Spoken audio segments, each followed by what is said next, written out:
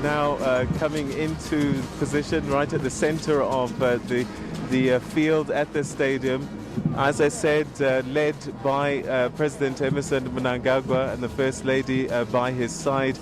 And again, a lot of this pomp and ceremony, a legacy of the past actually, you know. Some people might say not very African, but this is just one stage of it. An end of an era of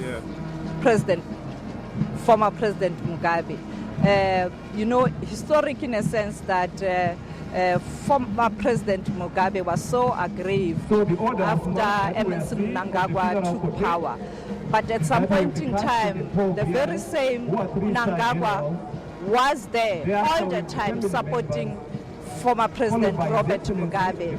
But when the succession debate led to the tension, and now again we see former First Lady side by side with Emmerson Mnangagwa.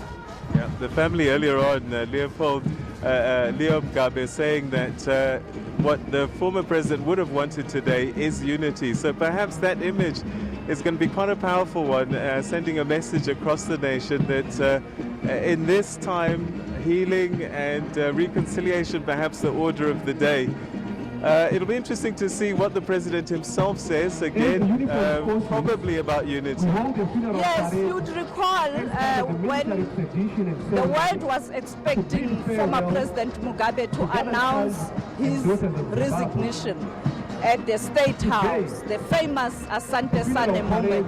He ended up by calling peace, you know, unity, development, and working together. And I guess this is now perhaps the beginning. Well, it looks like a mixed band of the Air Force and the military that's leading the processions. Very much part of the ceremonies that we're seeing during the course of this funeral service this morning and this afternoon. Now we are witnessing the pallbearers, we believe, are now positioning themselves by the casket, and soon after that,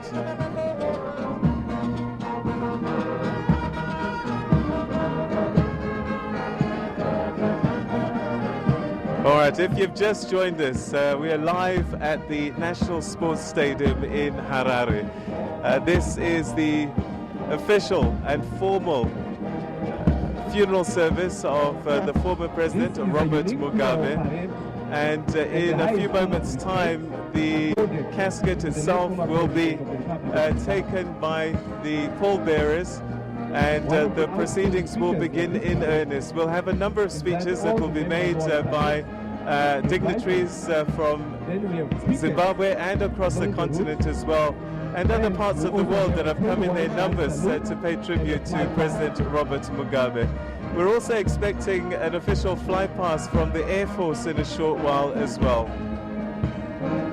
Of course, as the former president, he was also the commander-in-chief of the armed forces, so they're very much a part of his send-off here today. Sophie, it's unfolding. The body is here, the people are here, the band is playing. This is how people are saying goodbye. Yes, goodbye, goodbye, fare thee well, the former commander-in-chief. But in terms of the military, once a commander-in-chief, always a commander-in-chief.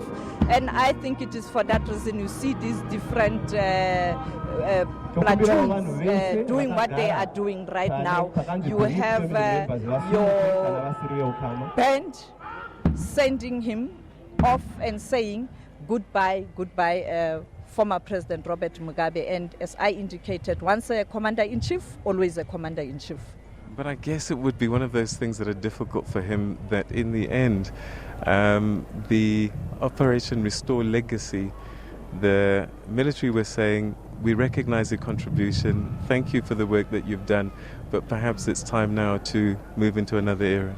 Yes, I'm told that there was concern in the ranks of the ZANU-PF when they realized that President Mugabe was quite old as to what's likely to happen in terms of their succession. And it is for that reason there was that division, you De La Costas and the G40s, both groups holding different positions in terms of who should take over the reins. And when I spoke to former President Mugabe, that interview, the last interview with the media at the Blue Roof, with the SABC, he indicated that his preference was Dr. Sikaramai.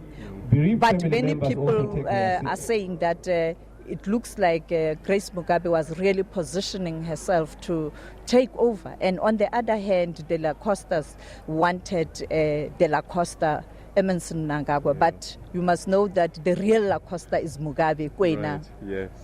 Kushungu. Kushungu.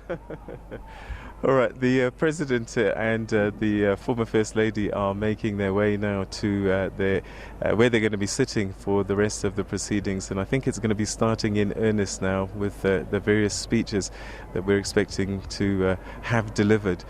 Many just paying tribute, recognizing his work and the contribution that he's done over the years.